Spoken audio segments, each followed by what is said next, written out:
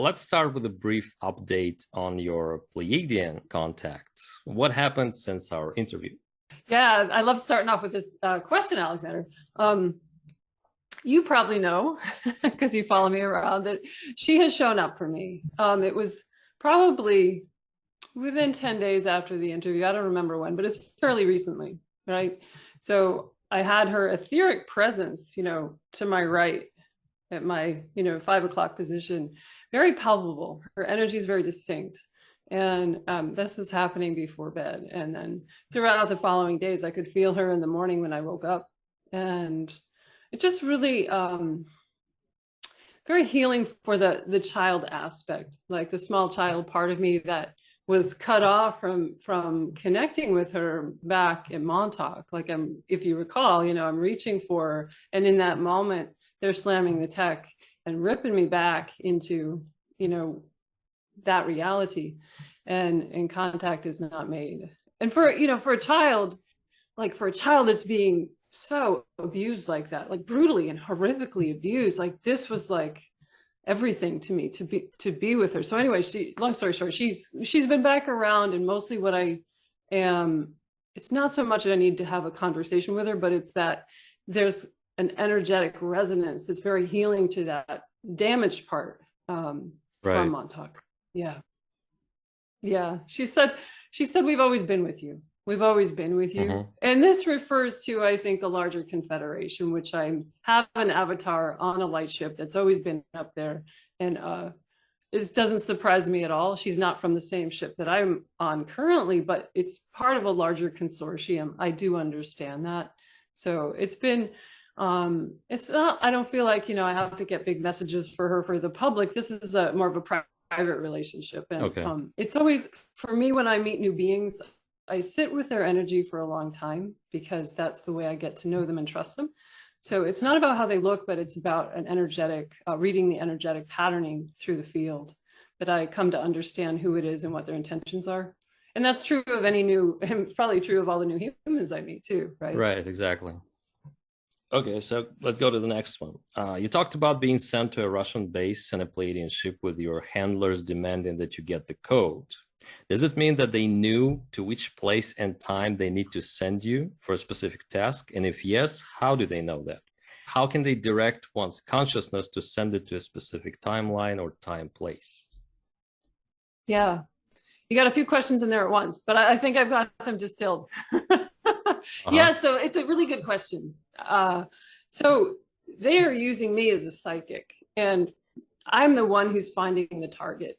So back in my era, the programs back in the 70s, they would use a lot. I've been drugged and hypnotized more times than I can recall, right? Okay. So they would get me in a hypnotic state and tell me what I was supposed to look for. And it would be up to me in the silver bullet, locate the target. This is you. It's on me to figure it out. So remember that I'm a psychic child within this whole scenario. So does that make some sense? So basically, they task you, but you're self-directed. You basically know where to go energetically, but they tell me, basically what do I need to find? Right. And it's all through the field of consciousness. So there's really no limit there. Yeah. And it's funny because they sort of leave it up to you to find stuff, which is interesting. Yeah, but remember, I'm 100% mastered and controlled being. I have no autonomy. Yeah, what I'm saying is that they also take chances with this. Yeah. Right? Yeah, that's the point I was going to, excuse me, I'm talking over you. I was going to say, remember, Montauk too is all about, it's highly experimental. Everything is about trial. They move through the silver bullet is only one iteration of a time travel machine, right? So we had the Montauk chair is much more famous as a vehicle to get the viewer into the future. Mm-hmm. And then we can talk about the chronovisor, and at Montauk too, they were also, a lot of this was about mind fracturing technology. I think I mentioned in the last video, this isn't about just finding somewhere in the future and checking it out. This is about fucking up the person that they're working on, to split them and fragment their psyche. Okay. Can they see and hear what goes on? Or I guess, or do you pass that on to them? Can they see like in real time, maybe on a screen or somewhere? Oh, yeah. I'm wired into the tech. So through the Silver Bullet, I am wired into their data capture technology.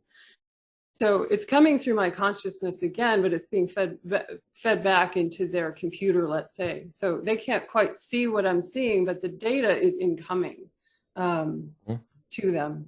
Okay. And this is where it also gets pretty interesting, because I don't know if we got into this much in the last video, but what I recall over and over very strongly within these recalls in the Silver Bullet is that I'm actively attempting to block the relay of information.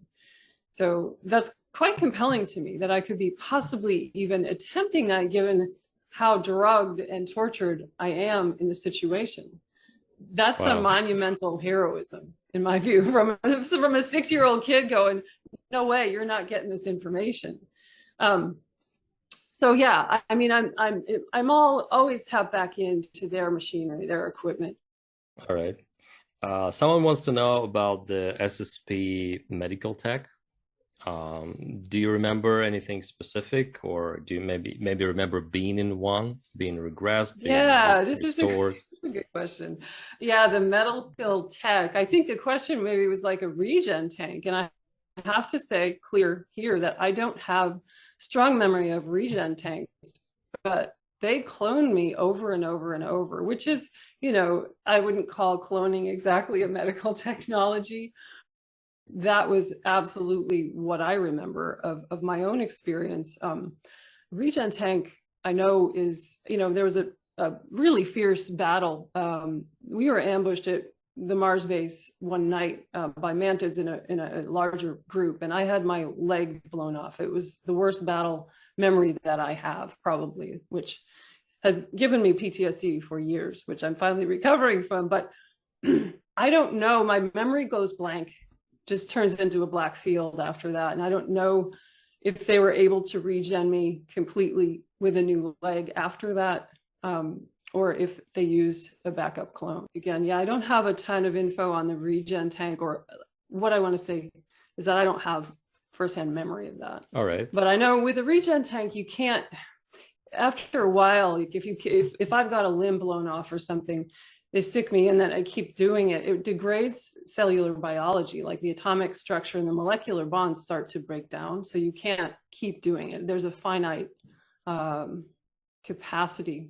As amazing as that tech is, I think there's a limit to what you're saying is exactly what Randy Kramer said. That is that right? Despite them having, you know, a med bed, what he calls a med bed, it was something like a holographic resonance frequency chamber or apparatus. He said that despite all of that, they would be regenerated over and over and over, and after the tour of duty was finished, they had to be put in a cloned body and sent back. So he is he's claiming now in a cloned body. And you know, you would wonder, like, if the tech is so magical, why use a cloned body? Because you can just regenerate someone and send them back. But he said that the body is still very broken despite all the capacity of that tech. So yeah, well, so too, I think technology over time, like I was sent to Mars in '82, right? So things have come a long way since then. I'm wondering if it's a little different. You know, we can talk about the time, you know, we can talk about the Silver Bullet, that's 70s tech. Like how many years later now, decades later, what do we got going as far as time tech? So that's all pretty interesting, how the technology has evolved over the decades, right? Especially as in collusion with other ET races, which really gave us the tech. Right. So all you remember is basically when you're injured or something happens, just being back on somewhere without... In a consciousness field, like there's always a clear sense of my consciousness migrating through a clone body. Okay. Yeah. There's a very there's a distinct feeling of otherness with that. That's a little bit disconcerting in a way. But yeah, that's the main things that I remember. And you know, back in Montauk, when we described the Silver Bullet, part of what it's always felt to me that they were doing was splitting the etheric body from the physical body, the etheric body being the sort of energetic armature upon which biology responds. Like it has an etheric body, we don't have physical form. But if you can take that etheric body, isolate it, and keep it that way, you can continue to grow biology on it. And that's how like that's one way of making a clone. There's a lot of different ways to make a clone. It depends what, you know, the cloning thing is pretty profound in a way, because if you want to clone just to do a couple of battles and be spent, you can make it a lot faster. If you want to build out a weaponized asset and trade it in the slave trade and have it be durable for a good many years, you're going to want to take a different approach to cloning. So I think that's also pretty interesting. Right. So there may be different kinds, different grades of clones absolutely available. Yeah. Next question is about the Nordics and tall white, positive versus negative. Some say there are many negative ones. What do you know about this? How do you, I guess people want to know, like when we hear the accounts, how do we distinguish who's the good guy and who's the bad guy? Right. Well, isn't that the age-old question here in this polarized reality? Right. I have to say, again, just taking it, I want to take every question and answer it based on my own personal experience. So I don't have experience with negative Nordics. So I'm not the person, you know, maybe I'm not the best person to speak on that. You know, I'm sure they exist. And Nordic is such a broad term. It's like, you know, it's like saying an earthling or a white person. I think it's illustrative of a point where we're diverging from that kind of thinking. Like this whole group is good, this whole group is bad. That's the essence of moving beyond the polarized field of consciousness. Exactly. Have you ever seen a timeline with a zombie apocalypse? I'm sorry. I've not seen a timeline with this zombie apocalypse, but I have seen, so doing some readings for clients, I have seen, this is relevant to the question, hang on. I have seen guys who were taken through the astral at night and being trained for an Armageddon timeline, which is somewhat similar. It's not a zombie apocalypse, but it's definitely an apocalypse. And these guys, they wake up and they're bruised. They're not rested. They don't know what happened to them. It's going on and on and on for months. And this is a really, I would say, you know, when we talk about the programs evolving over time in the SSP and what they're able to do, taking people through the astral and training them every night is I think that's in some ways that's become more sophisticated in recent times. So that's what I would add about that. It's quite nefarious, in fact. And what's the scenario? They're being trained as soldiers to fight. So let's broaden the context. Assuming that the cabal and the elite get what they want and turn this planet into a real prison planet with a bunch of, you know, mind-controlled slaves as humans running around down here, they have these soldiers as backup to make sure that timeline comes to a completion. We're not going there, but that is one of the designs. Like, hey, what happens if we build this out? How far can we go with this? It's always experimental. Do you even believe we're sitting here having this conversation? I mean, this is so wild. It's like, crazy. Where are we? I think all of this is very strange. Like I woke up one morning and I've been listening to this for like, I don't know, 8, maybe 10 years. And I just woke up one morning recently and I told myself, all of this is very strange. Not because it's exotic, it's ET, but just the scenarios, it's so far out. It's really crazy. Yeah, it's really far out. And so for people who are like having trouble getting on board with stuff, this line of thinking and this reality, I get it. I would not ever have believed this if I hadn't gotten my memories back and understood that this happened. Right, exactly. Okay, what is light language and how do you use it in your work? That's a nice question, eh? From the zombie apocalypse to the light language. Right. Well, I like it. Awesome. So light language is really a communication from the quantum field. It's from the stars. Shall I bring some through? Wow, it's coming. Moneleta, desde que le mokori, desde que le malta de leche cotencan, que la conia, você que le correita escurma patalecho, de la colia antiput, de lino cantie, dotaji cortani, da le corma tachi. So that runs like a faucet through my life. And it's something I woke up to about 8 years ago, channeling in my sleep. But it's a frequency, right, that bypasses the human conceptual mind and relates directly with the heart, the higher self, your energetics as a human. So this seems to be coming in as a phenomena for more and more people to get us out of this, the cognitive analytical mind that's going in overdrive, and to communicate with a deeper level of human consciousness. And so that comes through all of my one-on-one sessions with clients. And what it does for me is allows me to downstep higher energy, and also elevates my field, my frequency, let's say, so I can continue on as a clear channel. And it's so based in the heart. Like all of that little bit that came through is like resonating through this area. It's so about the higher field of love and a kind of unity consciousness. Is this a real language that be intelligible or translated into human words? Or is it just, I don't know, energetic vibrational template that comes through as it's sound, a little bit of both. Sound? Yeah. Well, I can say more on that. It's a non-linear language, and everybody's light language will be a little bit different. And I have a few different,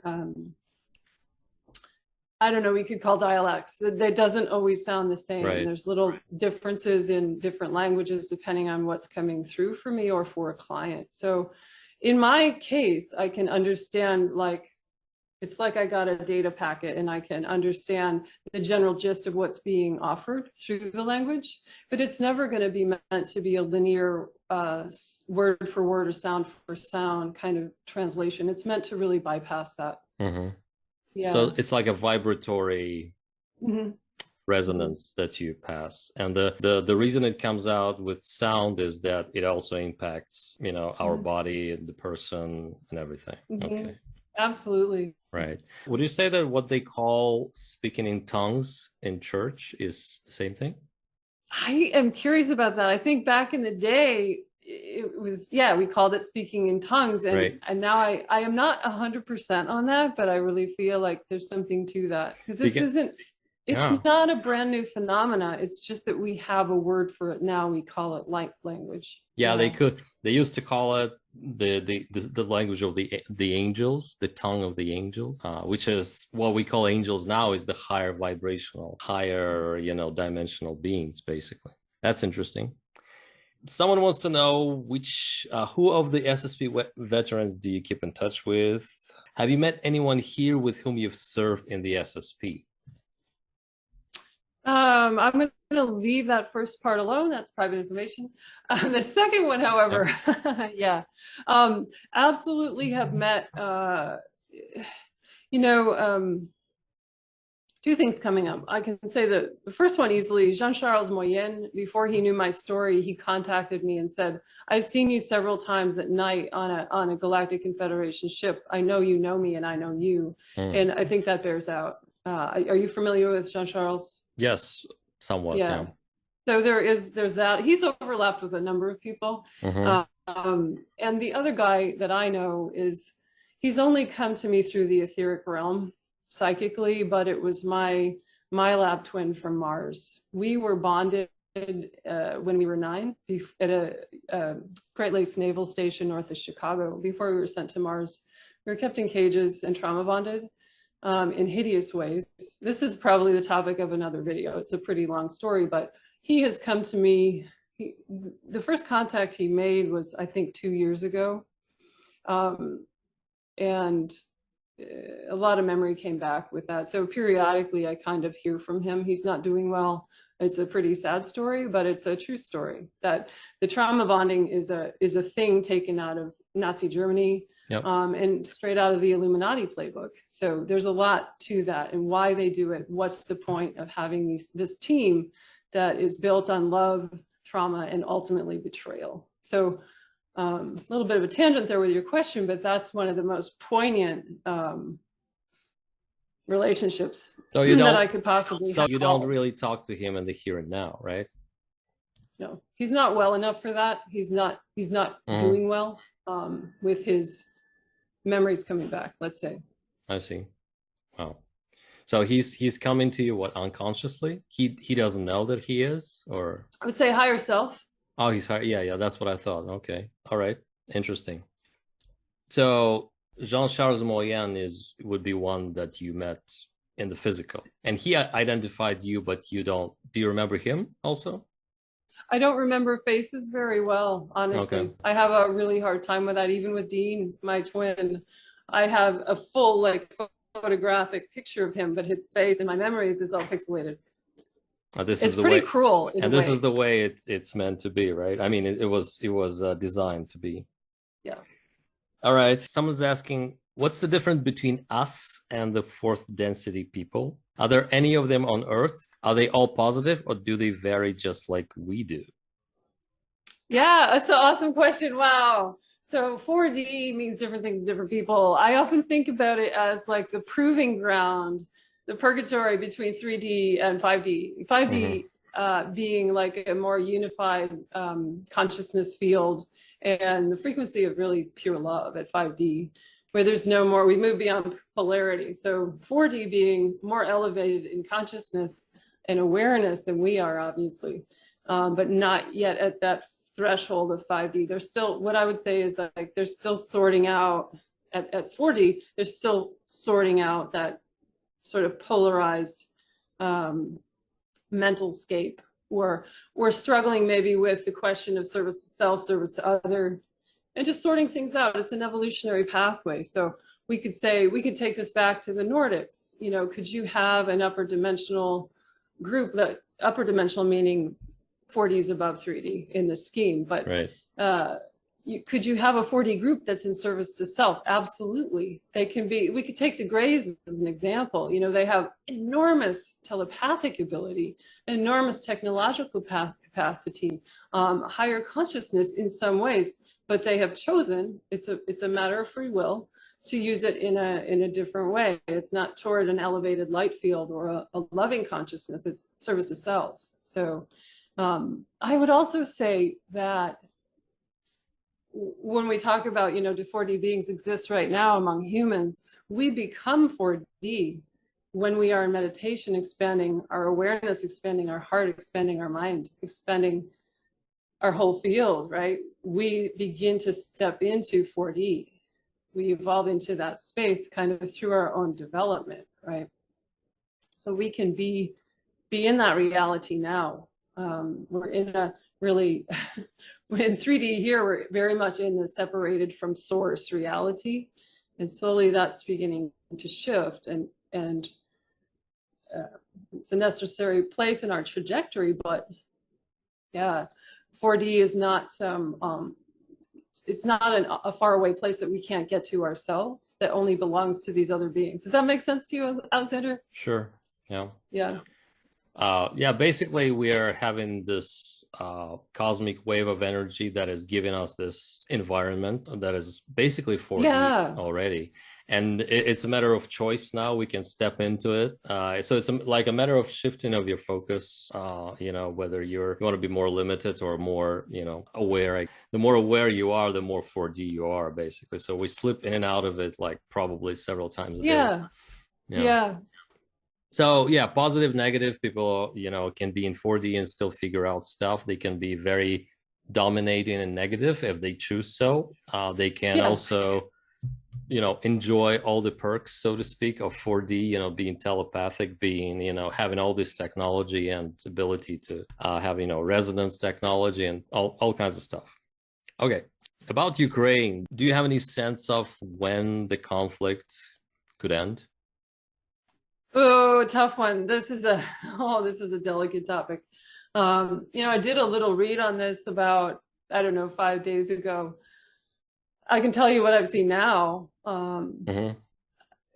As far as the conflict ending, that is like, when I was in the psychic reading, it was like a slippery fish in my hand. I mean, it was so, because I can tell there's so much shifting right now. You know, what was happening yesterday is shifting what's happening today. And it's kind of, I was shown a graph of like this kind of these up and downs and like almost like a EKG.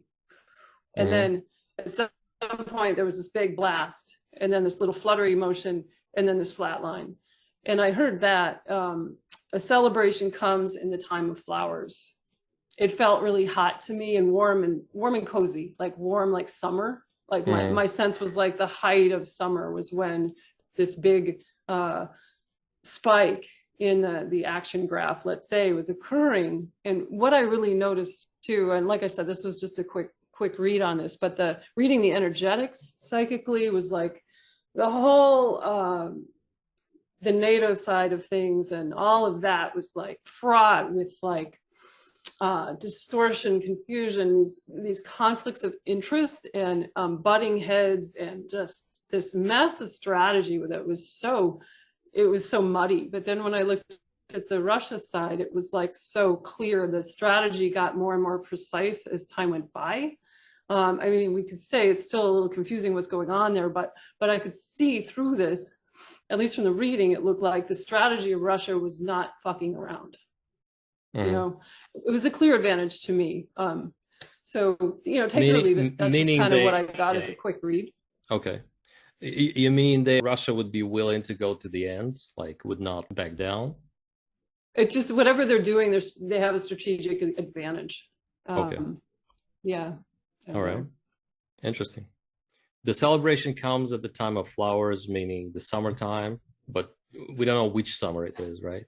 I know, and that's what I was like, come on, guys, can we get more specific? Is this like how long out are we talking about?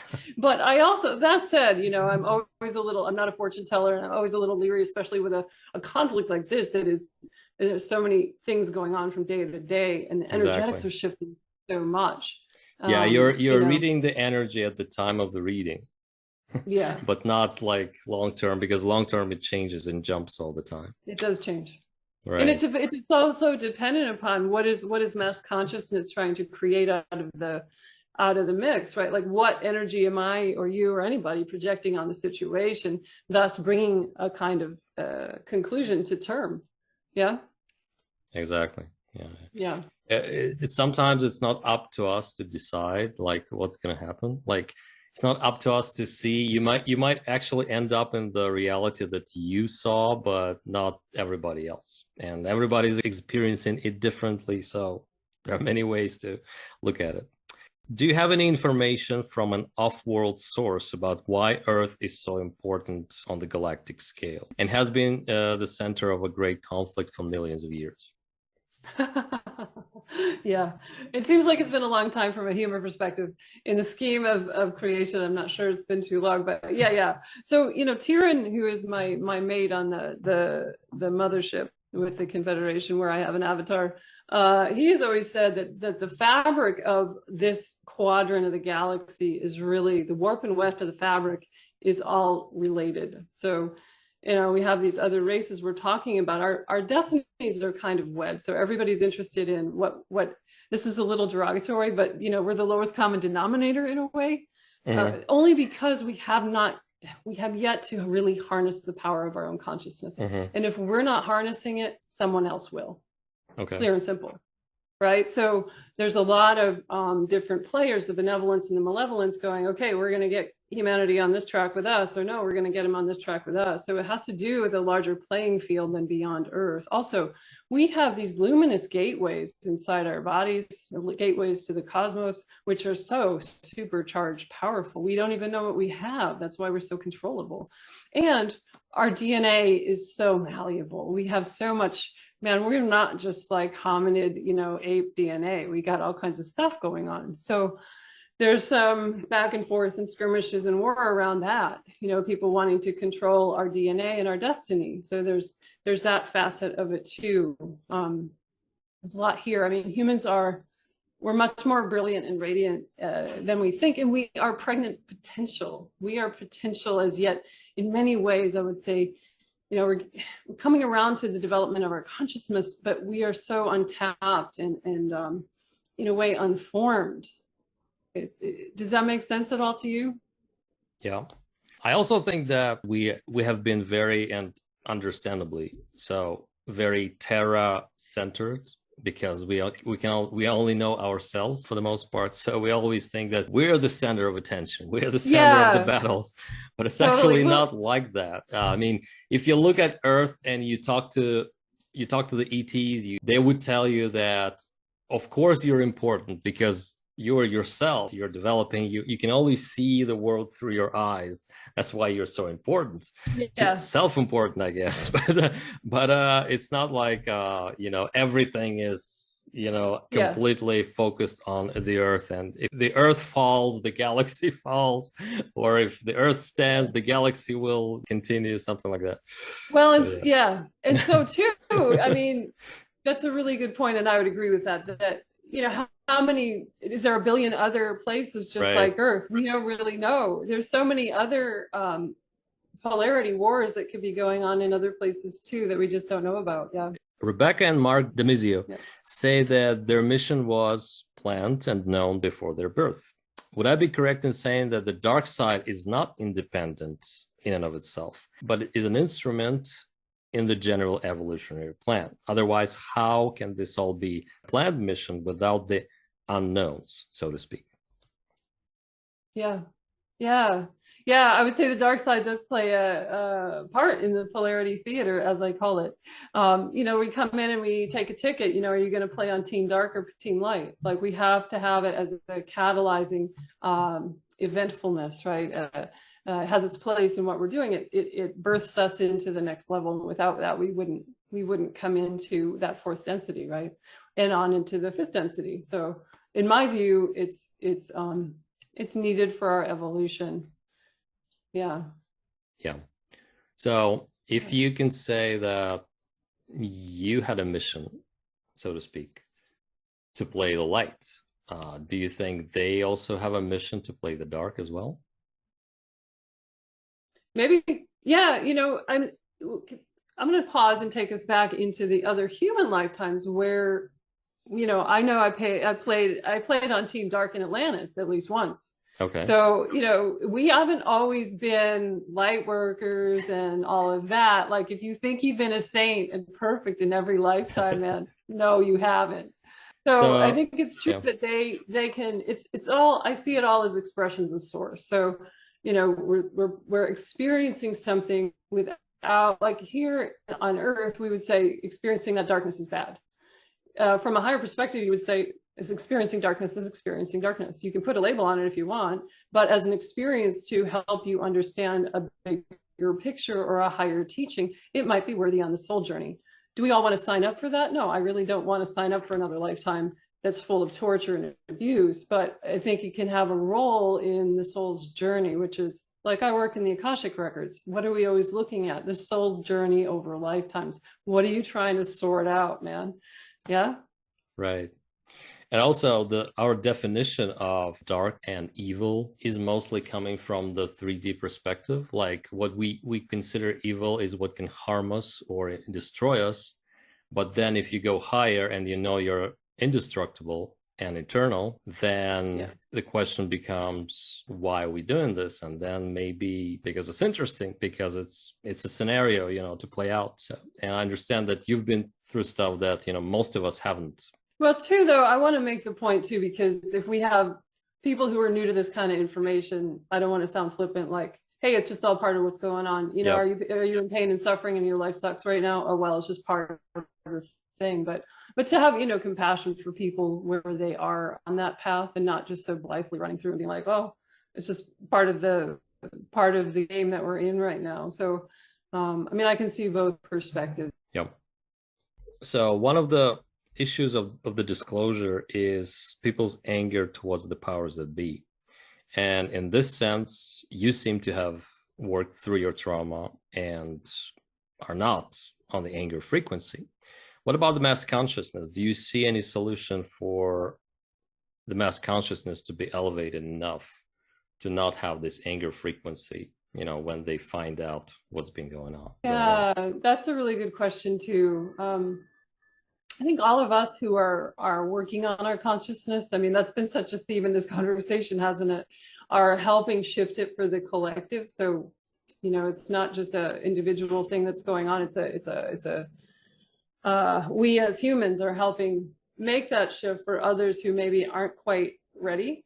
And I also have, I have a more hopeful view of that.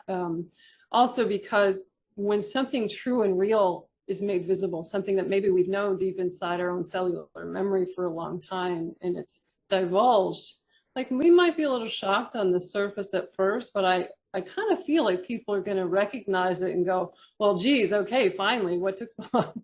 I mean, that's one potential that I see. So I guess I just don't see it as being as crazy, violent, and anger-filled as it could be.